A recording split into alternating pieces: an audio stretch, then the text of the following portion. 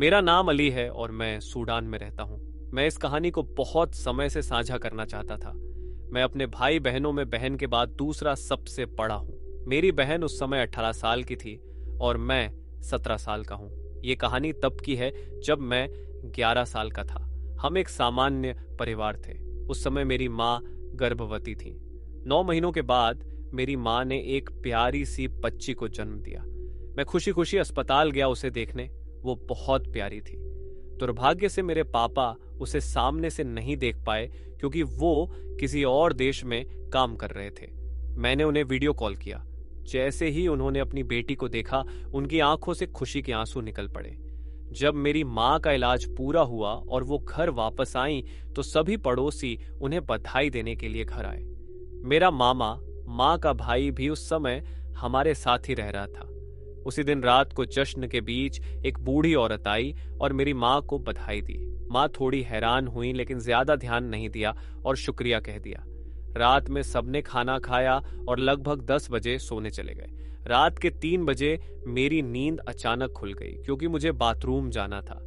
जब मैं बाथरूम की तरफ जा रहा था तो मैंने माँ के कमरे में किसी की परछाई देखी। मैंने ज्यादा नहीं सोचा और मान लिया कि शायद मामा ही माँ को देख रहे होंगे। लेकिन जब मैं बाथरूम से वापस आ रहा था तो मैंने देखा कि मामा किसी को जमीन पर गिरा रहे थे और उसे मार रहे थे। वो मुझ पर चिल्लाए और कहा, अपने कमरे में जाओ और बाहर मत आना। कुछ ही मिनटों में पुलिस की सायरन सुनाई दी। पुलिस और मामा के बीच बात हो रही थी लेकिन मैं साफ साफ नहीं सुन पाया। पुलिस के जाने के बाद मामा ने हमें कहा कि सो जाओ। अगली सुबह मैंने मामा से पूछा कि कल रात क्या हुआ था। मामा ने जो बताया वो सुनकर मैं दंग रह गया। उन्होंने कहा कि जब वो पानी पीने रसोई में गए तो उन्होंने देखा कि एक आदमी मेरी नवजात बहन को उठाकर ले जा रहा था। मामा ने उसे पकड़ लिया और उससे बहन को छीन लिया। दोनों में झगड़ा हुआ। एक और घटना मेरी माँ के साथ हुई जब वो स्कूल से घर लौट रही थी। वो बस में थी। बस पूरी भरी नहीं थी लेकिन काफी लोग उसमें थे। एक औरत बार बार माँ के पेट की तरफ देख रही थी। मेरी माँ उस समय फिर से गर्भवती थी। वो औरत धीरे धीरे माँ के पास आकर बैठ गई और अजीब तरह से घूरने लगी। बगल में बैठी एक लड़की को भी कुछ गड़बड़ लगी। उसने माँ से पूछा, क्या आप सीट बदलना चाहेंगी? तभी मेरी माँ को एक पुरानी कहानी याद आई जो उनकी नानी ने बताई थी।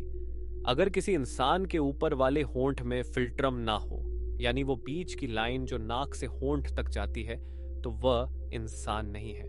हमारे देश में उसे वहक वहक कहते हैं। ये दिन में इंसान होते हैं और रात को राक्षस या पक्षी बन जाते हैं। वो अक्सर त्योहारों में आते हैं और लोगों को खाना ऑफर करते हैं। लेकिन कहा जाता है कि उनका दिया हुआ खाना नहीं खाना चाहिए। माँ ने जैसे ही बस से उतरी, वो औरत भी पीछे उतर गई। माँ ने जानबूझकर रास्ता बदला लेकिन वो औरत फिर भी पीछा करती रही। तभी एक टैक्सी दिखाई दी और माँ उसमें बैठ गई। जब माँ घर पहुंची तो उनके पापा, मेरे नाना ने उन्हें जोर से गले लगा लिया। नाना बोले, मैंने एक बड़ा पक्षी देखा और मुझे लगा वो यहीं कहीं है। उसके बाद कई बार माँ ने खिड़की पर अजीब आवाजें सुनी। फिर एक दिन उनकी दोस्त आई और बताया कि उसने एक औरत को अपनी खिड़की के पास देखा था जिसके होंठ में कोई लाइन नहीं थी। माँ को समझ आ गया कि वही औरत थी। एक तीसरी घटना मेरे साथ हुई जब मैं 13 साल का था। मैं अपने भाई के साथ स्कूल से लौट रहा था। हम 7वीं मंजिल पर रहते थे।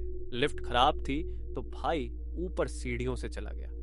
मैं धीरे धीरे ऊपर जा रहा था कि चौथी मंजिल पर मुझे किसी के हील्स पहनने की आवाज सुनाई दी। मैंने सोचा पड़ोसन होगी लेकिन कोई नहीं आया। फिर मैं ऊपर चला गया। उस रात मुझे तेज पसीना आ रहा था। खिड़की खोली और सो गया। लेकिन फिर से रात में पसीना आने से नींद खुली। इस बार मैं हिल भी नहीं पा रहा था। मुझे डर लग रहा था और तभी मैंने देखा कि कमरे के कोने में एक परछाई खड़ी थी। वो परछाई अचानक मेरी तरफ कूद पड़ी। मैं चिल्लाया लेकिन हिल नहीं पाया। मुझे समझ आ गया कि यह स्लीप पैरालिसिस है। मैंने YouTube पर देखा था कि पैर हिलाने से असर होता है।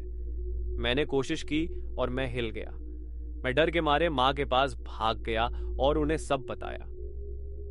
अगले दिन एक चौंकाने वाली खबर मिली। हमारी पड़ोसन जो चौथी मंजिल पर रहती थी मर गई थी। उसके पैर में लाल हील्स और शरीर पर लाल ड्रेस थी, जैसे पार्टी में जा रही हो।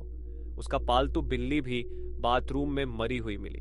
उस रात मैंने फिर से वही अनुभव किया। इस बार मैंने देखा कि वही औरत लाल ड्रेस में और बिल्ली के साथ मेरे कमरे में थी।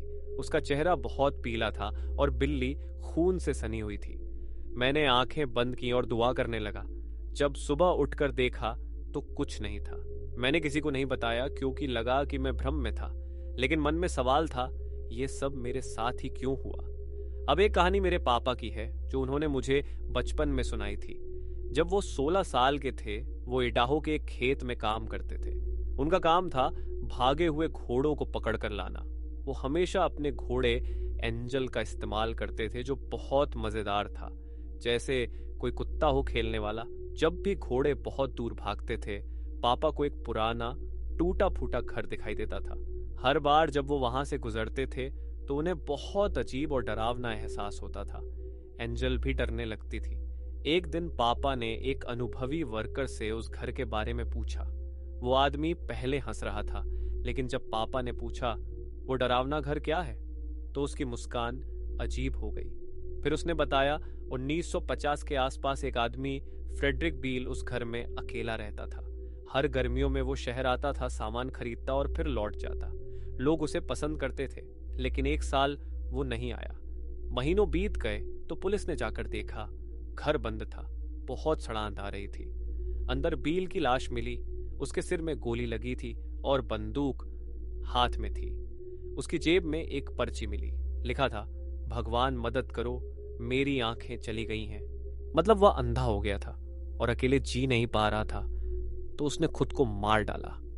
उस दिन के बाद से मेरे पापा ने कहा, वो जब भी उस घर के पास से गुजरते थे, उन्हें ऐसा लगता था जैसे कोई उन्हें घूर रहा है।